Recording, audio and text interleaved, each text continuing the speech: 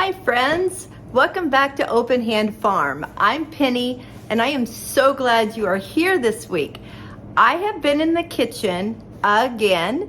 This is my week 3 of the Every Bit Counts Challenge. If you haven't seen my other videos, I will put a card right here that you could click on for that playlist. We have had a week of 100+ degree weather. I'm sure my husband would say I'm exaggerating because we did have a couple 98, 99 degree days, but it's close enough. I have not been out in the garden much except to harvest. The weeds are just on their own right now. We've been just trying to keep the chickens happy, the rabbits happy, and try to keep the house cool while I'm doing all of this canning. But when I think about this hot weather, it makes me think about, wow, it'd be nice when it's cool weather. When I think about cool weather, I think about soup. So I decided to make this a soup week. I researched some different soups that I know my family likes. So if you're a soup eater and you like to can, come along for this ride. And if you're just a soup eater but you don't like to can, come anyway. We would love to have you. Let me show you what soups I canned up for week 3 of the Every Bit Counts Challenge in 2023. On day 1, we have elderberries. I had picked them earlier that morning and had completely forgotten about them and didn't have room in the fridge to put them. So I stayed up late and got them in the dehydrator around midnight. So that counts as my day 1. I had the family room all to myself. It was very quiet with everyone sleeping. And I just kind of was mesmerized by sitting there with the little round elderberry kind of just sliding off of those stems so gently and easily. I got to the end. There were several left in the bowl, so I just kind of dug through and made sure that I didn't have any green ones. Put the bowls together and ended up with 2 pounds of berries. I put them straight in the dehydrator. Day 2 brought split peas, parsley, and tomatoes. We had bought a 50-pound bag of split peas from Azure Standard to use in our rabbit feed, and they really didn't like it very much, so I tried to figure out a soup that I could make with split peas. I've never done that before. I found an easy recipe with just a couple different ingredients and put it together, and after it cooked down and I used my immersion blender to make it all smooth, it was really good. My daughter-in-law really liked it too. She said it tasted kind of like a tortilla soup because it does have cumin and coriander in it. It just had a nice kind of Tex-Mex taste to it. So I think it would be really good with like chips and sour cream or cheese or whatever on top of it. I did do a double recipe because one recipe only did 4 quarts. I wanted to have at least 7, but you'll see that I had to put it in 2 different pots. That's my problem right now. I did not have a big enough stock pot to cook enough soup to fill 7-quart jars. I had one and it just scorched on the bottom all the time, so I just got rid of it. And now here I am needing one. And I did have to get out the stovetop canner for this because there were 7 jars. While it was cooking, I was preparing my tomatoes with some onions in it to cook those down so that tomorrow I can use those for some soup. Now the parsley, I went ahead and dehydrated. I realized I hadn't really done much last year, and I was out in the garden and this still looked very pretty and green. So I went ahead and picked some to dehydrate before it bolted. It was so easy to break off the stems, but the stems were pretty brittle too, so I had to kind of hold on to those. And of course, while I was working, my little helper had to come and do some work too. I just held the stems and he broke the leaves off. That way I didn't have stems. And then sister wanted to help too. But before she was even done, brother came back saying, "Help, help." So she decided to go play and let him do all the work. We got it done. Day 3 brings sausage, potatoes, and kale. I don't know if you've ever been to Olive Garden, but they have a Zuppa that has these ingredients in it, and I found a recipe to can it. So I'm starting out with some Italian sausage. This is my favorite kind, and I only found one package though that was loose meat. The others were all in casings. So I had to cut those open and take the casing off and just put the meat in. But that was very easy. I went ahead and just browned the sausage up, made sure it was all done, and I went in the pantry to get something and realized I had a smaller pressure cooker that I have never used because it functions differently than mine and I'm not sure how to use it. And so I decided to use that as my stock pot, and it worked great. So I went ahead and chopped up the potatoes and got them in, added the sausage to it and the broth, and then I went outside and picked the kale. I needed 2 pounds of kale. That's a lot of kale, you guys. I didn't even know how I was gonna fit it all in that pan. So, of course, I had to cut the stalks off, wash the kale, and get it all ready to go. I decided to just cut it, throw it in the sink, and then take it out and put it in a bowl. But then I got a helper. So he was just very gently, very nicely taking that kale out of the sink for me. I don't know why these jobs take so long when I have so much help. Then for my little buggy girl, I found a baby cabbage worm. She was thrilled. She was so excited. She decided to go get her magnifying glass so that she could look at it better. Brother's gonna help her out there and move it around with his little spatula. She has this little container that I bought her that you can put the bug in, and it magnifies it from the top and from the side. Here's a closer view that you can see the little container. She loves it. Here she has a grapevine beetle in it, but she put the cabbage worm in it and just kept looking at it and playing with it all day long. She loved it.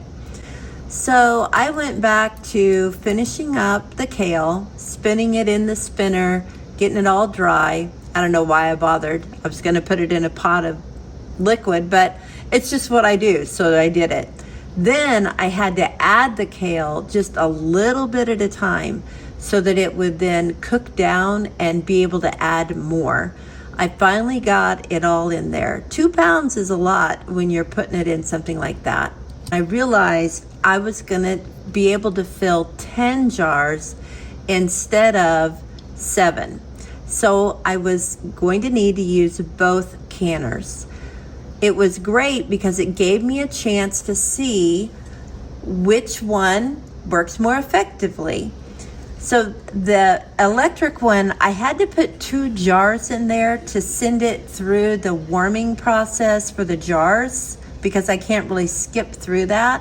So while it was warming, I went ahead and put the hot jars in my already hot water on the stovetop canner and got those situated. And then I put the lid on my stovetop canner and was waiting for the vent to start steaming so that I could set my 10-minute timer.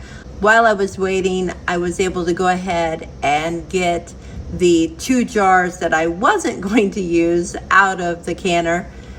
and put the soup in the electric canner. The stovetop canner started venting first, and I set the timer, and it wasn't too long after that that the electric canner started venting. I put the vent cover on my stovetop canner while I waited for it to come up to pressure. I waited for my electric canner to tell me to put the vent cover on. So when you put the vent cover on the electric canner, it still has to build some heat. So I was able to go ahead and start building the pressure in the stovetop, and by the time the electric canner was ready, they were both at pressure at the same time. So I just followed the countdown time on the electric canner for both of them. At 320, the stovetop canner was done. It had cooled, the pressure had released, and I was able to take the jars out. Now, that does mean that it finished the process faster than the electric canner, but I had to stay in the kitchen the whole time with the stovetop canner. I don't have to do that with the electric one. So by 3:40, they were all done and looked beautiful. On day 4, we have tomatoes and peppers. So the tomatoes and onions that I cooked the day before, I decided to turn into tomato soup. And I didn't want to send it all through my Victoria food strainer. So I just decided to put it through a handheld strainer, and it took longer than I wanted it to. I should have just used a Victoria, but I got it done and it turned out beautiful. But you'll notice the water separation in the bottom of these jars. And I thought I had done something wrong, and I looked it up, and it doesn't hurt the canning process. It's still safe to eat. But what happens is that there is an enzyme found in high concentration in tomatoes. And it is this enzyme that causes this. It is activated when the tomato is cut. So instead of crushing or cutting or pureeing your tomatoes, you should just put them in the pot and heat them quickly to kill the enzyme. So the next time I do something tomatoes, I'm gonna try that and see if it works. Now the other thing I did was frozen fire roasted peppers. I cut the peppers open, and Genesee took some seeds out for me, and then brother put the peppers in this bowl after we were done with them.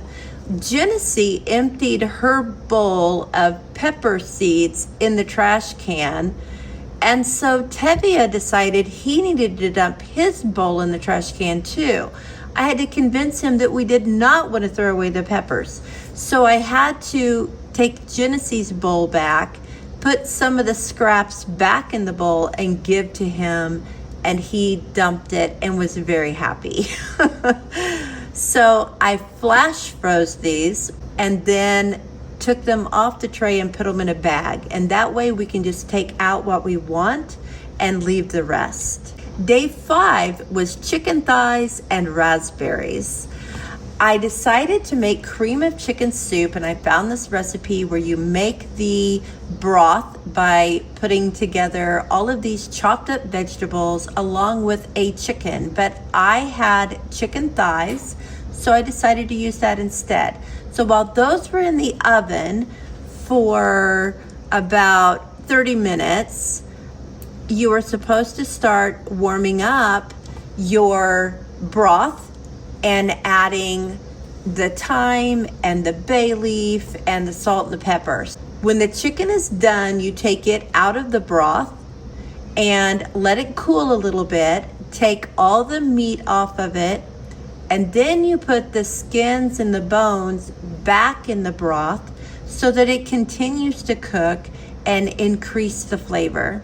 So that's what I did. I went ahead. It was really interesting. I had checked the thighs a couple different times and they were all on the bottom of the pan and they were not done. This time when I checked, they were done and they were all floating on top of the pan. I don't know if that's a thing to look for. I was really surprised because they were all floating. I did check the bottom just to make sure I didn't miss one. Now, in order to make this thicker, I used clear gel. It has to be the cook type, and made it thick because you cannot use flour or cornstarch or arrowroot or anything like that because it could cause clumping and cause areas to not process properly. And it did a nice job. It's not as thick as what you buy at the store in a can where it's kind of all congealed, but I like the texture of this. I did it all in pints so that I could just open a jar of soup if I want to, or I could use it in a recipe. Then I did frozen raspberries like usual. This was 2 pints for the day. I just flash freeze them and put them in a bag in the freezer. Day 6 brought stew meat. Along with the stew meat, I chopped up some carrots, celery, and onions, and that was going to go in with my meat to make a stew. While I was chopping these, the stew meat was cooking because it needed to be browned before I added all the other ingredients. So when the carrots were done, I added those, and then I started chopping the potatoes. Now, because I'm canning these potatoes, I like to use red potatoes. They can very nicely with their skins on. And what I would do is fill my cup and then go rinse it a couple of times to get some of the starch off of it. Then I added it all into my new temporary stock pot along with the stew meat and broth. I went ahead and got my pot ready to can in. I always fill my jars in my sink so that if I make a mess, it's easy to clean up. And with the little kids running around, I know that they're not going to come and bump into them or anything like that. So I filled the jars, and as I was filling them, I was sure to use my debubbling tool because all of those vegetables and meat and stuff definitely had air bubbles. Then I would just take broth and fill up the jar up to an inch headspace. Then I wiped all the rims so that your lids will seal nicely. I put the rings on, and this too made 10 jars instead of 7. So I put 6 in the stovetop canner and again 4 in the electric canner. When they were done, they were beautiful. Day 7 brings pears and raspberries. I had picked some pears early off of our tree because something else was picking them, and I ripened them in a bag, but they were a little bit bitter. So I decided to just make jam out of them. So I boiled them for a little bit, and then I put them in this colander covered with cheesecloth for the night so that any juices could drip out. And I didn't have enough to make the recipe I wanted to make, so I had this jar of pear nectar that I had gotten from Azure Standard, and I added that. The problem is I forgot to put the calcium water in my fruit before I added my pomona's pectin. You see, pomona's pectin is different. It is for low sugar jams, jellies, whatever. So most pectins thicken by a reaction with the sugar in the jam. Well, pomona's, you add calcium water. It comes with a little packet of calcium powder, and you mix it into water and you add that calcium water to your fruit.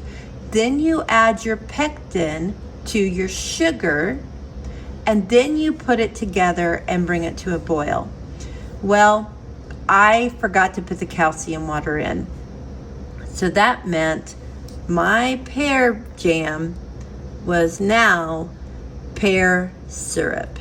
So you can see that it is more liquid than it is jam. We can put on waffles or pancakes or whatever we want to. So I also did raspberry jam, but don't worry, I used my calcium water and put my pectin properly in my honey, and it turned out great. Now I have to let you know that while I am canning, it's a mess. Another reason to do it in the sink. It turned out really good, but it sure made a mess while I was doing it. Again, make sure you wipe off the lip to those jars so that your lid will stick. And here are some views of all of my bits for the week. I did forget to get my frozen things out, so the raspberries and the peppers are still in the freezer, but this gives you a good idea. Well, I hope you found something that you liked. I will put links or the actual recipes to all of these soups in my description box. And I would love to know if you make them or if you have a soup that you have canned before that your family loves. I was really happy to get the chance to experience my stovetop canner along with my electric canner to see how those worked and compared to each other. Like I said in the video, the stovetop canner cooled down faster, but I had to stay in the kitchen that whole 90 minutes and watch that gauge while it was canning. I didn't have to do anything to the electric canner except push the buttons and walk away. So I'm still a fan, although I do wish it would can 7 quart jars at a time. Maybe in the future they'll figure that out. Thanks again for coming along. If you have been watching my videos but you haven't subscribed, please do. And if you are subscribed, ring that bell so that you will know when I have a new video up. Thanks again, and as always, blessings on you and yours.